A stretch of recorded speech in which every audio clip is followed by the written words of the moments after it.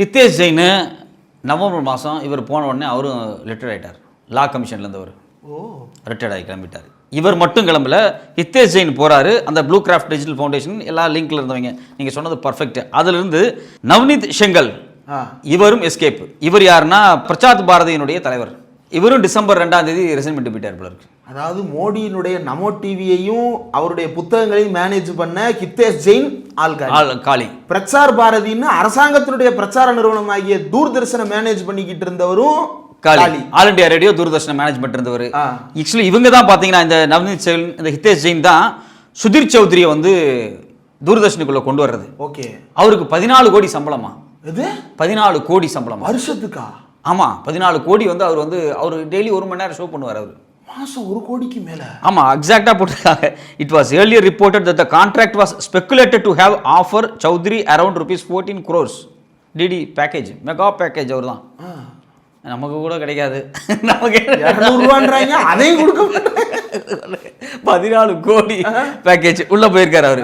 இவரும் ரிசைன் பண்ணி காலி ஆகிறாரு. இதுல நீங்க ஃபேஸ்புக்கை பத்தி பேசுறீங்க இல்லையா, அவர் வந்து ஹிதேஷ் ஜெயினை வச்சு ஃபேஸ்புக்ல அப்படி மேனிபுலேஷன் நடந்து அப்படின்னு.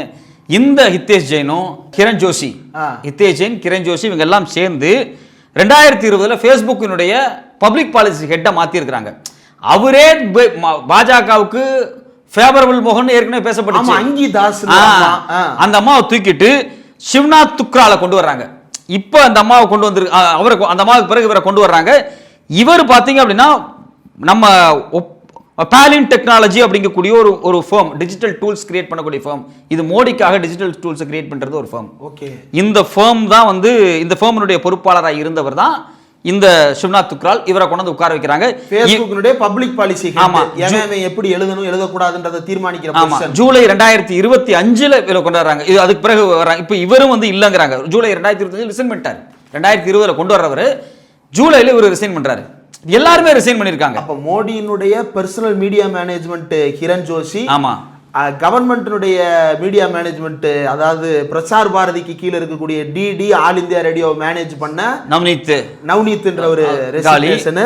அதுக்கப்புறம் ப்ளூ கிராஃப்ட் டிஜிட்டல் ஃபவுண்டேஷனுக்கு கீழே வேலை பார்த்துக்கிட்டு இருந்த ஹிதேஷ் ஜெயின் காலி ரெசிக்னேஷன். ஃபேஸ்புக்கோட ஹெட் ஃபேஸ்புக்கினுடைய பப்ளிக், இவங்க கொண்டு வந்த Facebook public policy head Shivnath Thukral head leaving. இப்போ இதுதான் நமக்கு ஒரு பெரிய சந்தேகத்தை ஏற்படுத்துது. ஏன் மோடியினுடைய ஒட்டுமொத்த பிம்பத்தை கட்டி எழுப்பின இந்த ஊடகத்தை சார்ந்த எல்லாரும் ஒரு சில மாசத்துல காணாம போறாங்க. மொத்த மீடியா பரிவாரமும் எஸ்கேப். ஆமா,